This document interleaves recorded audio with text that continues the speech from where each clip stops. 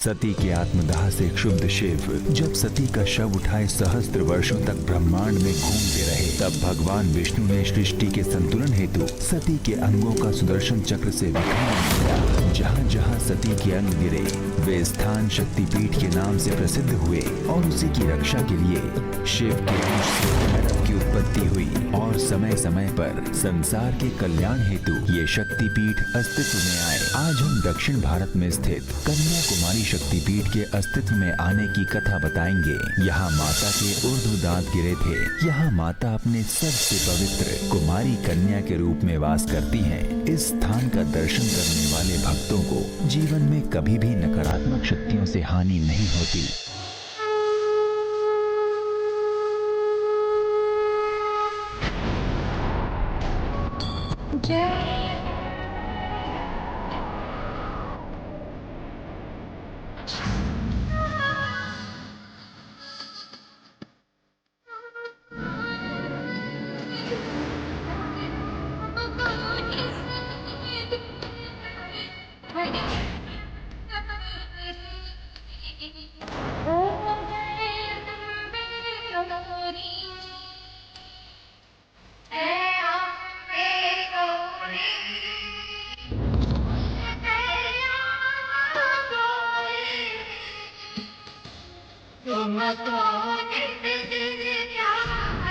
हरि ब्रह्मा शिवरी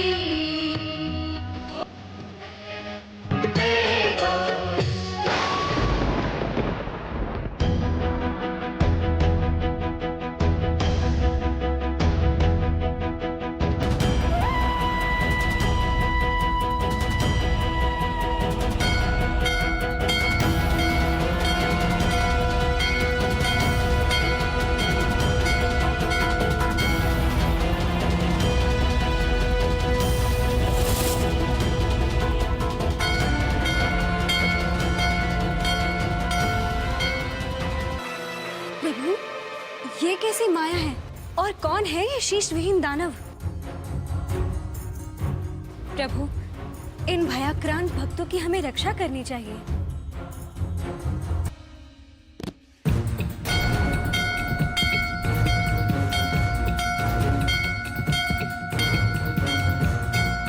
आप ठीक तो है ना? हाँ मंगल, हम ठीक हैं। कुछ नहीं होगा। अम्मा का ध्यान करो, सब ठीक हो जाएगा। भक्तजन, शांत हो जाइए। माता की कृपा से किसी को कुछ नहीं होगा। माता कन्याकुमारी की जय। माँ कन्याकुमारी, जय माँ कन्याकुमारी, जय माँ कन्याकुमारी। प्रभु, ये सब क्या था? मुझे कुछ समझ नहीं आया। देवी, ये सुचिंदरम शक्तिपीठ की महिमा है। समझ लीजिए कि माता अपने भक्तों की परीक्षा ले रही थी। यहाँ माता का उधर दान गिरा था। यहाँ माता अपने सबसे पवित्र कन्याकुमारी रूप में वास करती है। यहाँ जो भी भक्त सच्चे मन से पूजा करता है, उसके जीवन की नकारात्मक शक्तियों का प्रभाव सदा के लिए समाप्त हो जाता है। और जो भी व्यक्ति इस धाम पर दर्शन करता है, वो मन, कर्म और वचन तीनों से शुद्ध हो जाता है। प्रभु, एक जिज्ञासा है। कहिए। वो नकारात्मक शक्ति अर्थात वो शीश कटा असुर कौन था? इस शक्तिपीठ की स्थापना के पीछे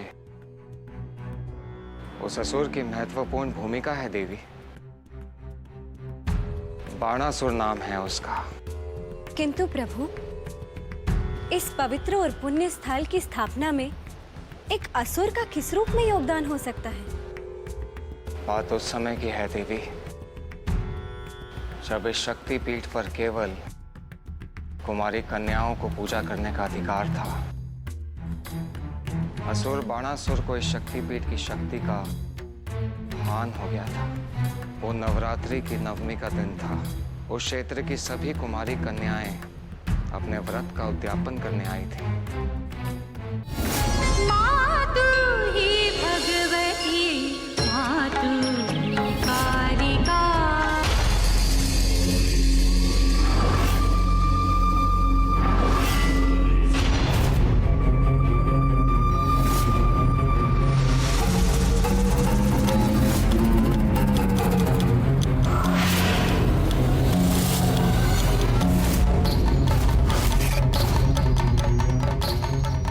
सेनापति, और कितनी दूर है शक्तिपीठ?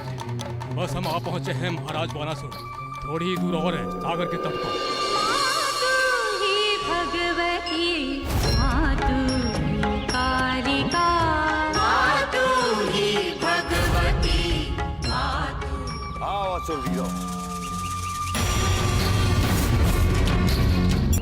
मातु ही भगवती।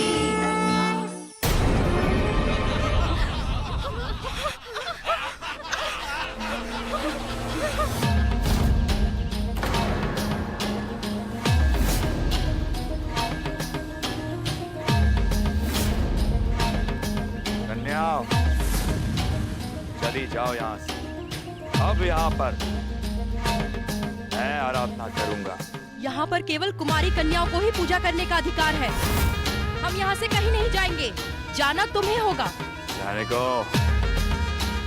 इससे पहले कि मेरा क्रोध इन पर वज्र बनकर गिरे, हटाओ इन कन्याओं को यहाँ से। रुक जाओ, हम शक्तिपीठ पे पुरुषों की छाया तक पड़ने नहीं देंगे।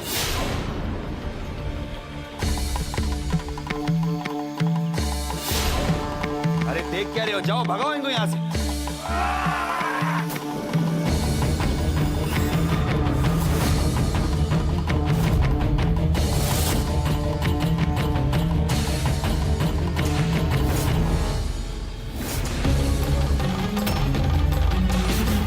धृष्टता का यही परिणाम होता है। तुम लोगों की समझ में केवल यही यातना की भाषा आएगी।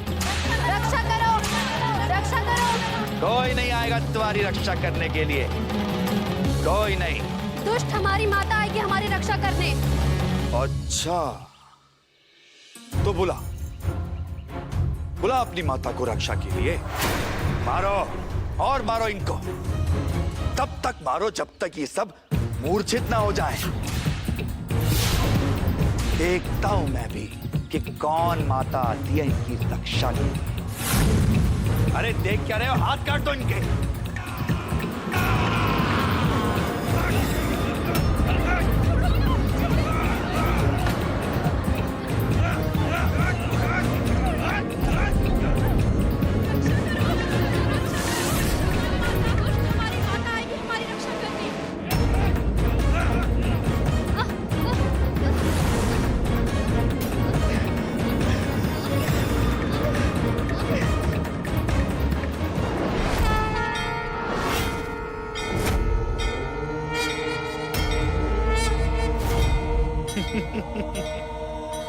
शक्तिपीठ के रक्षक भैरव, तुम आए हो इनकी रक्षा के लिए? मैं तुम्हें चेतावनी देने आया हूँ। तुमने शक्तिपीठ की पवित्रता को खंडित कर बहुत बड़ा अपराध किया है। वापस लौट जाओ यहाँ से। यदि तुमने शक्तिपीठ की सीमा में प्रवेश किया, मैं तुम्हारा अंत करूंगा, क्योंकि शक्तिपीठ का रक्षक मैं हूँ। इसलिए वापस लौट जाओ यहाँ से। सैनिकों, जाओ, इसे बंदी बनाकर मेरे चरणों में लेकर आओ, तब इसे अनुमान होगा मेरी शक्ति का। जाओ।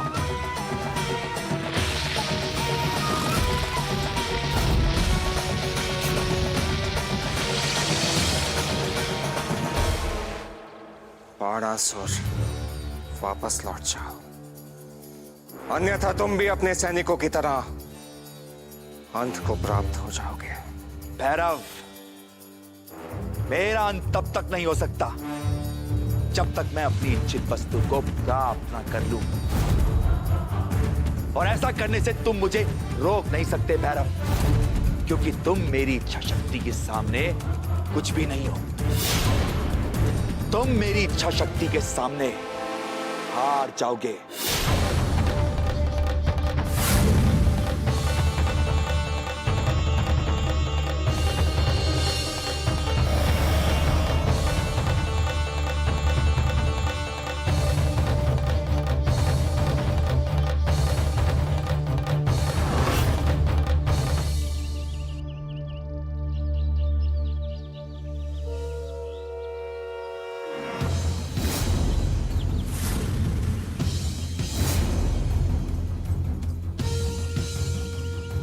कन्याओं, अपनी आंखें खोलिए। अब आपके जीवन पर कोई संकट नहीं है।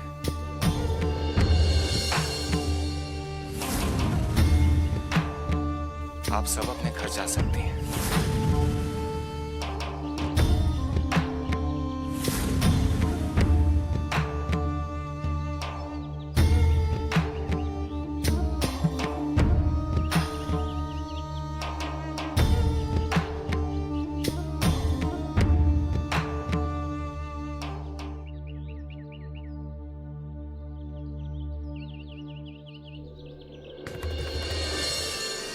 और इस प्रकार बाणासुर उस स्थान पर 1 सहस्त्र वर्ष तक तपस्या करता रहा।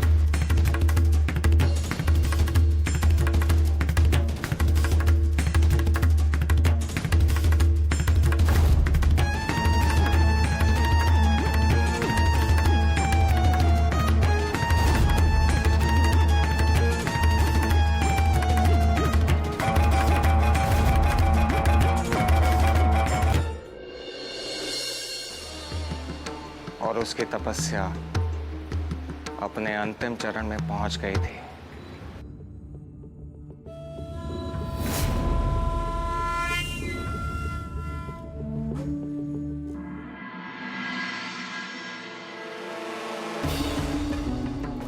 इंद्रदेव, हमने हर प्रकार से बाणासुर की तपस्या भंग करने का प्रयास किया।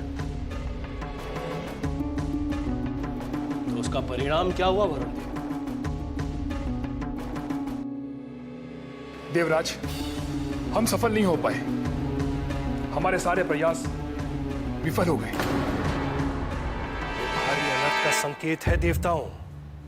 बाणासुर कई वर्षों से तपस्या कर रहा है शक्तिपीठ की, किंतु उसकी तपस्या में लेश मात्र भक्तिभाव निहित नहीं है। वे स्वार्थ के वशीभूत होकर तपस्या कर रहा है। किंतु कैसा स्वार्थ इंद्रदेव? वो इस संसार में अजर अमर होना चाहता है अग्निदेव। कहीं ऐसा ना हो कि वो शक्तिपीठ को सिद्ध करके मुझसे मेरे ही सिंहासन को अपने अधिकार में ले ले। लगता है कि उसकी तपस्या भंग करने अब मुझे ही जाना होगा। यदि आप ऐसा करेंगे तो अनुचित करेंगे। बाणासुर माता की शक्तिपीठ की तपस्या कर रहा है और आप सभी इस सत्य को भली भांति जानते हैं कि शक्तिपीठ इस संसार में स्त्री का रूप है और भैरव पुरुष रूप में उनके रक्षक हैं। उसके मन में जो भी चल रहा है माता उसके मनोभावों को अच्छी तरह जानती है। यदि कुछ अनर्थ हुआ तो भैरव उनकी सहायता के लिए वहां उपस्थित हैं। ये सत्य मैं मानता हूं गुरुदेव, किंतु इस सत्य के साथ मैं ये सत्य भी मानता हूं कि एक अधर्मी असुर की तपस्या भंग करना अनुचित और अधर्म नहीं है।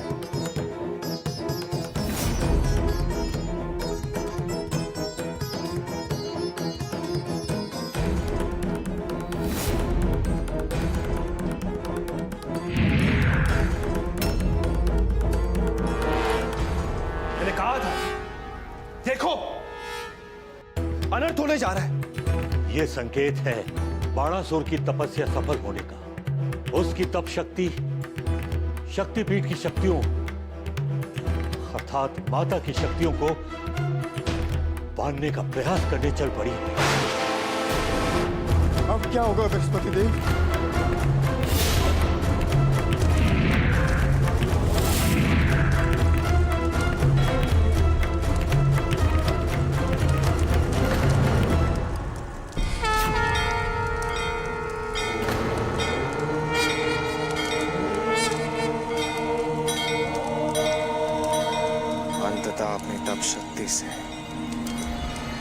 उसने इस पिंड को बांध लिया है।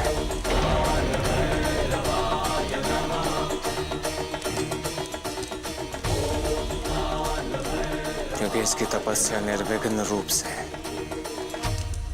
उस चरण पर पहुंच गई है जहां माता स्वयं प्रकट होकर उसकी रक्षा करेगी। क्योंकि उनकी शक्ति इसके अधीन हो जाएगी। मुझे माता की स्वतंत्रता और अधिकार की रक्षा करनी होगी।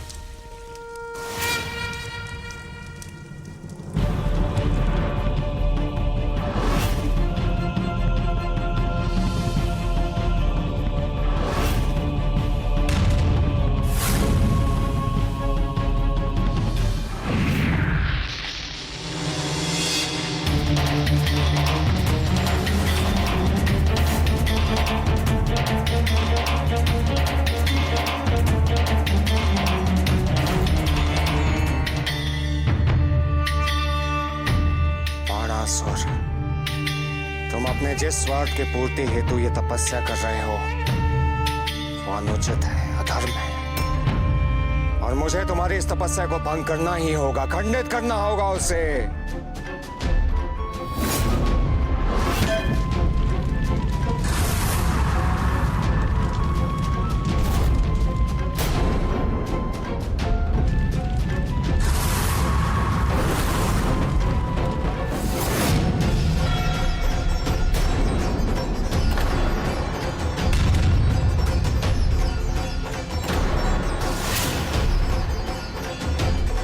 तपस्या से इसने इतनी शक्ति अर्जित कर ली है कि मेरी शक्ति भी इसके सामने प्रभावहीन हो गई है। परंतु मुझे कुछ भी करके इसकी तपस्या को भंग करना ही होगा।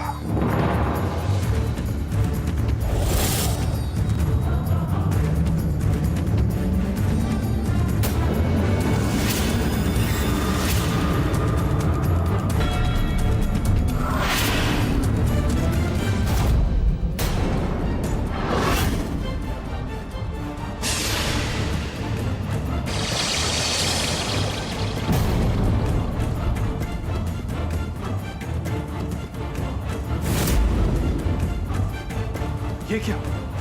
भैरव के भीषण प्रयास के बाद भी बाणासुर की तपस्या अखंडित नहीं हो रही। ऐसा क्यों हो रहा है गुरुदेव? देवराज इंद्र, बाणासुर ने अपनी इच्छा शक्ति से स्वयं को इतना साध लिया है कि उसकी चेतना उसके शरीर से पृथक हो गई है। और यही कारण है कि उसके शरीर के कष्ट उसकी तपस्या को प्रभावित नहीं कर पा रहे।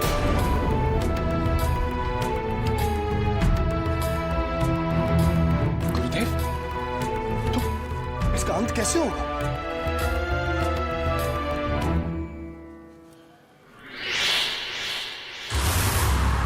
बाणासुर, तुमने चाहे अपनी तपस्या से जितनी भी शक्तियां प्राप्त कर ली हो, परंतु मेरे रहते हुए तुम शक्ति के साथ अधर्म नहीं कर सकते।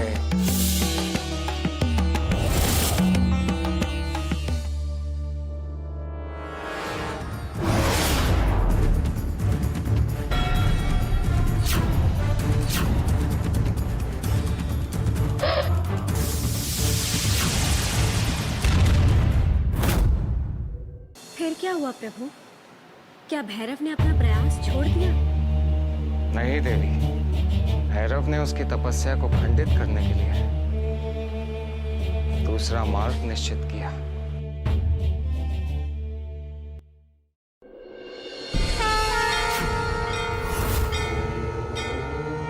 अब केवल एक ही मार्ग है, मुझे तुम्हारे शीश को काटना होगा।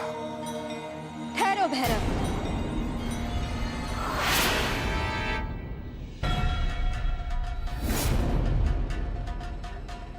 भैरव, ये तुम क्या करने जा रहे हो? इसका विनाश करने जा रहा हूं माता। आप यहाँ इस शक्तिपीठ पर कुमारी के रूप में निवास करती हैं और यहाँ ये नियम है कि केवल स्त्रियां ही प्रवेश कर सकती हैं। परंतु इसके बाद भी ये धर्मी यहाँ पर आके तपस्या कर रहा है बिना आपकी अनुमति के, बिना आपकी इच्छा के। इसलिए इसका वध करना अनिवार्य है। नहीं भैरव, तुम इसका अंत नहीं कर सकते। क्यों माता? आप इसकी रक्षा क्यों कर रही हैं? यदि आज तुमने इसका वध कर दिया तो संसार में एक अनुचित परंपरा का आरंभ हो जाएगा। इस समय ये मेरा भक्त है और भक्त की रक्षा करना भगवान का धर्म है। अभी मुझे बाणासुर को उसकी भक्ति का फल देना है, अतः मैं तुम्हें इसका अहित करने की अनुमति नहीं दे सकती। माता, आप ऐसा मत कीजिए। ये आपकी भक्ति तो कर रहा है, मगर कुत्सित विचारों से। यदि आज इसे समाप्त नहीं किया तो ये आने वाले समय में बहुत बड़ा अनर्थ कर देगा माता। भैरव, समय के गर्भ में क्या छिपा है वो कोई नहीं जानता, और मेरे दिए गए वचन के अनुसार जब भी मेरे अस्तित्व पर कोई संकट आएगा तुम ही मेरी रक्षा करोगे। किंतु अभी मेरे ऊपर किसी भी प्रकार का कोई संकट नहीं है। इस समय मेरा आदेश है कि तुम लौट जाओ और मेरे भक्त को क्षति मत पहुंचाओ। जैसे आपकी इच्छा माता।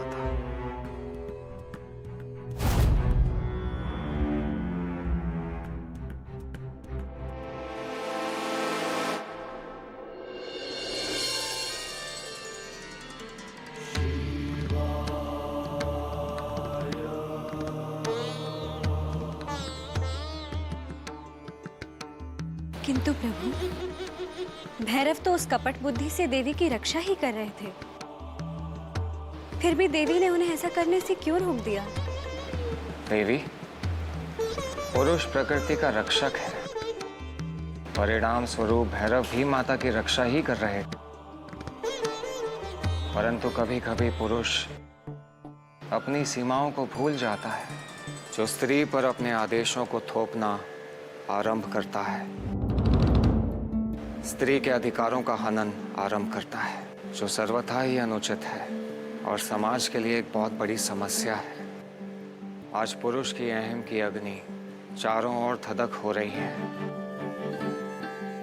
जिसमें होम हो रही हैं स्त्रियां। किंतु प्रभु, इस तथ्य का भैरव से क्या संबंध? वाणासुर के विषय में निर्णय लेने का अधिकार केवल माता का था, भैरव का नहीं। प्रत्येक पुरुष का कर्तव्य होता है स्त्री के अधिकारों की रक्षा करना, ना कि अपने आदेश उन पर थोपना। ऐसा करने से स्त्री के अधिकारों को हनन होता है। बस यही ज्ञान दिया था माता ने भैरव को। और प्रभु, जो पुरुष ऐसा ना करे तो? देवी, तब निश्चिंत जानिए कि संसार पर विपत्ति आना अवश्यम भावी है।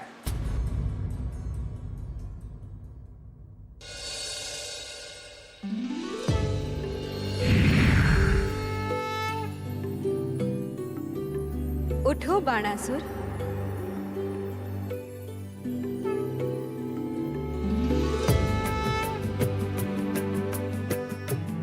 बाणासुर आपको प्रणाम करता है देवी। आपने मेरे तप को स्वीकार किया, मैं धन्य हो गया। तुमने घोर तपस्या की है। बोलो, मुझसे क्या चाहिए तुम्हें? वर स्वरूप? देवी, इस नश्वर संसार में हर मानव, हर दानव की एक ही इच्छा होती है कि वो मृत्यु को पराजित कर दे, और आप तो मृत्यु और जीवन दोनों से परे हैं। मेरी यह अभिलाषा है कि आप मुझे अमर होने का वर दें। बाणासुर, इस संसार में जो भी आया है एक दिन उसका जाना निश्चित है। जन्म के साथ मृत्यु है, यह अकाट्य सत्य है। तो क्या मुझे मेरी तपस्या का फल नहीं मिलेगा देवी? बाणासुर, तुमने तपस्या के साथ एक अपराध भी किया है। कैसा अपराध देवी? बाणासुर, मेरे इस शक्तिपीठ में पुरुषों का आना वर्जित है, क्योंकि यहाँ मैं कुमारी रूप में वास करती हूँ। किंतु फिर भी तुमने यहाँ आकर मेरी तपस्या की, इसी कारण तुम तपस्या के फल के साथ साथ दंड के भी अधिकारी हो। आपका हर आदेश मुझे स्वीकार्य है। बाणासुर, मैं तुम्हें वरदान देती हूँ कि इस संसार में किसी भी अपघात, जरा, राज्य इत्यादि किसी भी कारण या चर अचर किसी भी जीव द्वारा तुम्हारी मृत्यु असंभव है।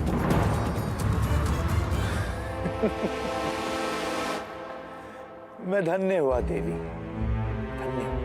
बाणासुर, आज मैं तुम्हारी भक्ति का एक और फल देती हूँ। दीजिए देवी। आज के बाद मेरे इस धाम पर स्त्रियों के अतिरिक्त जो भी पुरुष शुद्ध मन और निर्मल भाव से आएगा, मैं उसकी भक्ति स्वीकार करूंगी। इस क्षेत्र में पुरुषों के प्रवेश के निषेध को मैं समाप्त करती हूँ।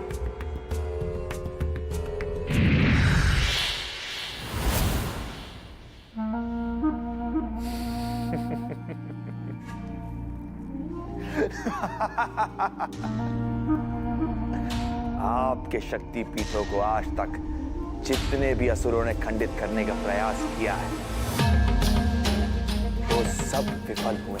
किंतु मेरी इच्छा ये थी कि मैं आपकी शक्तियों का प्रयोग कर इस संसार पर राज करूं, जो अब मैं करूंगा।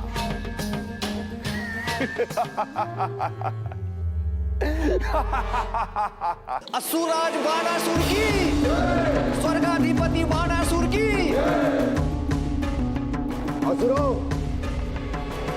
युगों के युद्ध के पश्चात आज वो दिन है जब संपूर्ण सृष्टि पर हमारा राज है।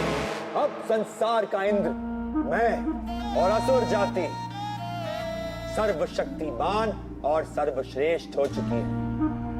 दैत्य गुरु शुक्राचार्य प्रणाम। पधारिए पधारिए।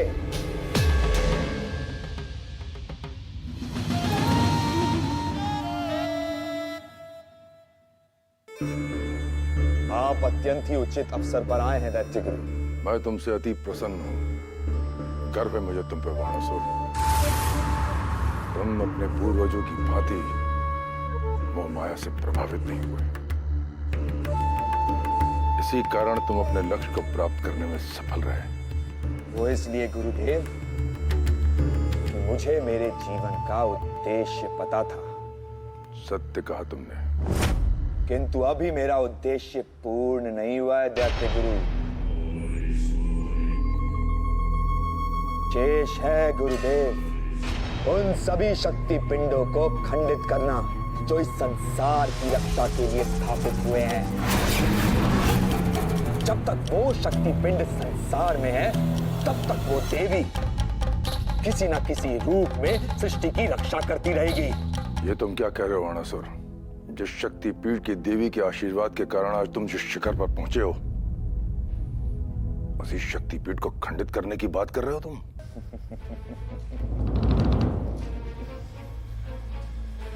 यही तो मेरी कूटनीति है गुरुदेव। मैंने शक्ति पीठ की आराधना केवल वरदान प्राप्त कर शक्तिशाली बनने के लिए की थी।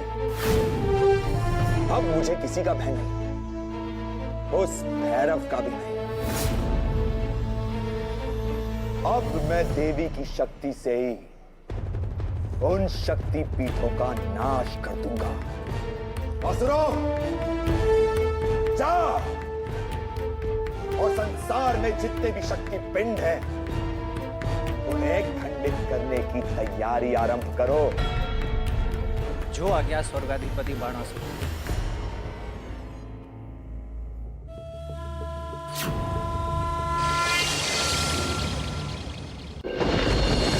माता, बहुत बड़ा अनर्थ हो गया है। मेरी आशंका ठीक निकली।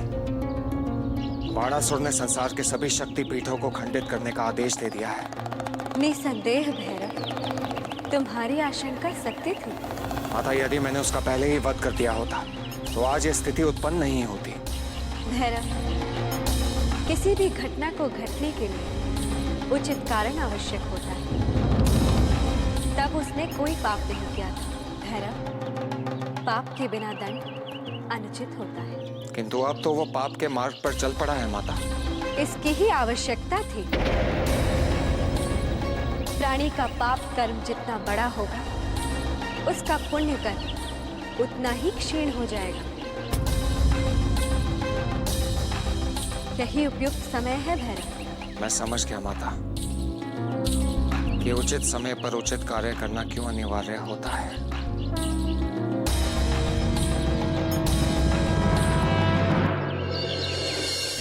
अब इस संसार में केवल मेरा ही राज होगा।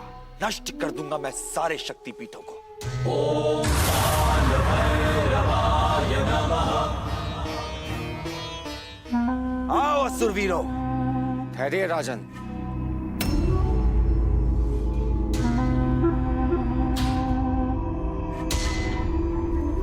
हे स्वर्गाधिपति, मेरा प्रणाम स्वीकार कीजिए। हम असुरों को सम्मान देने की बुद्धि आ गई तुम ऋषियों को। कहो क्या कार्य? राजन, मैं आपसे एक निवेदन करने आया हूं कि आपने जो शक्तिपीठों का खंडन करने का आदेश दिया है वो उचित नहीं है। तो क्या ये उचित है कि मैं तुम्हारी हत्या कर दूं? समर्थ्यवान हैं आप, हत्या कर सकते हैं, परंतु ये आप भूल रहे हैं कि देवी ने आपको श्राप दिया है कि आपकी मृत्यु का कारण कुमारी कन्या ही होगी। तुम्हारी मृत्यु का कारण केवल एक कुंवारी कन्या बनेगी। इसीलिए मेरे विचार से आप सबसे पहले उन कुमारी कन्याओं को समाप्त करने का विचार करें। उसके पश्चात ही शक्तिपीठ का खंडन करने की सोचें। कहीं ऐसा ना हो कि ये सब देवी की ही माया हो, कि उस विखंडन में आपकी मृत्यु का रहस्य छुपा है। ये क्या कह रहे हो ऋषि? राजन, हम ऋषियों का कार्य ही दर्शन कराना होता है, जो मैंने करा दिया। अब आप जिस मार्ग पे चलें वो आपकी इच्छा।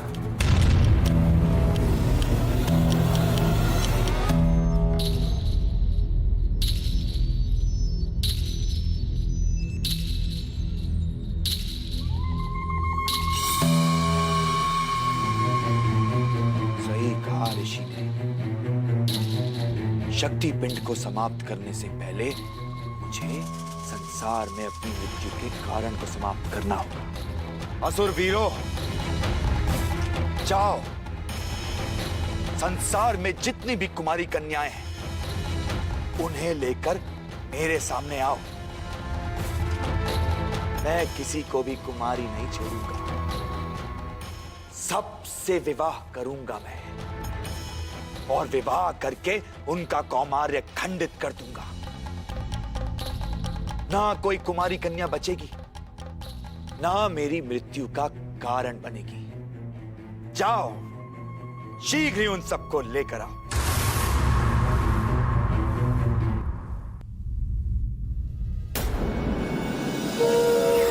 जाने दो, छोड़ दो, हाथ जोड़ती हूँ। कन्याओं के हाथ जोड़ने के लिए नहीं होते, हाथों में हाथ देकर पानी ग्रहण संस्कार को सार्थक करने के लिए होते हैं। मुक्त होने का प्रयास मत करो, चलो मेरे साथ।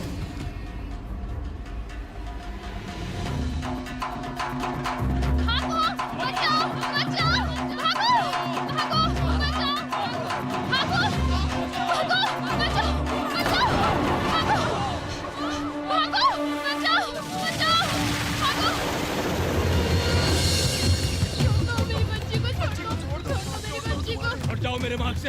असुर घनासुर के मार्ग में बाधा ना डालो। छोड़ दो मेरी बच्ची को, छोड़ दो, मेरी पुत्री को छोड़ दो, छोड़ दो।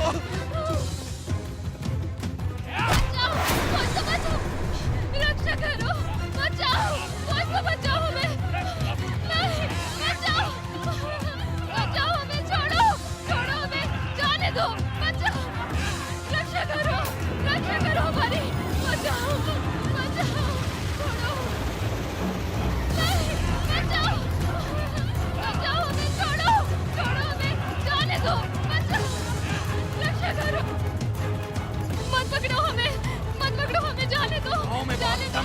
क्या लगा, भाग जाओगी हमारी पकड़ से? छोड़ दो, ले चलो।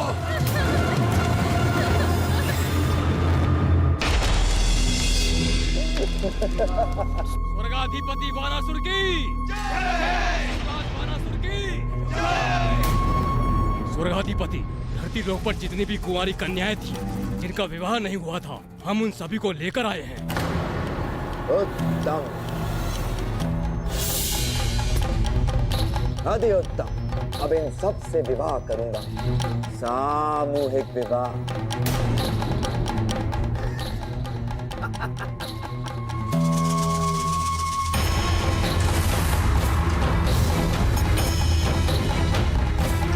इन सबको अपनी पत्नी बनाऊंगा, सबको।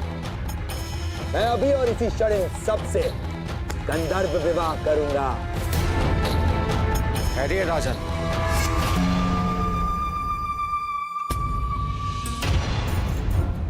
पधारिए ऋषिवर, मेरे शुभचिंतक पधारिए।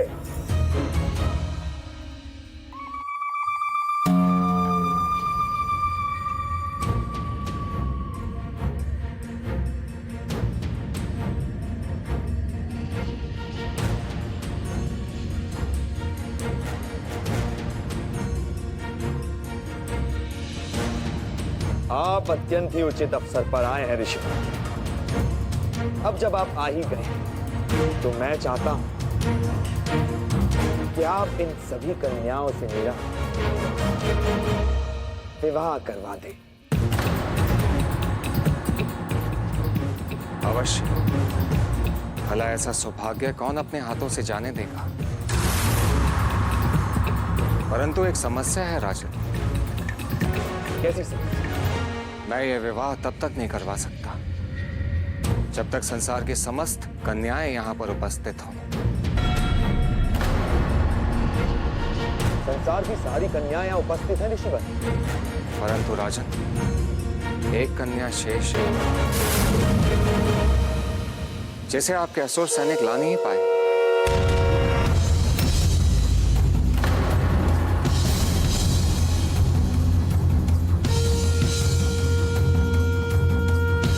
कौन है वो कन्या? बताइए ऋषिवर। एक ऐसी कन्या जिसके सौंदर्य के बारे में कोई बखान नहीं कर सकता, जिसका सौंदर्य स्वर्ग की सुंदरता को भी धूमिल करते हैं। ऐसी कौन सुंदरी है ऋषिवर जो हमसे छूट गई? मत्स्य राज की पुत्री मत्स्य गंधा। कहाँ है वो? हमें कहाँ मिलेगी? वो आपको दक्षिण दिशा के सागर तट पे मिलेगी राजन।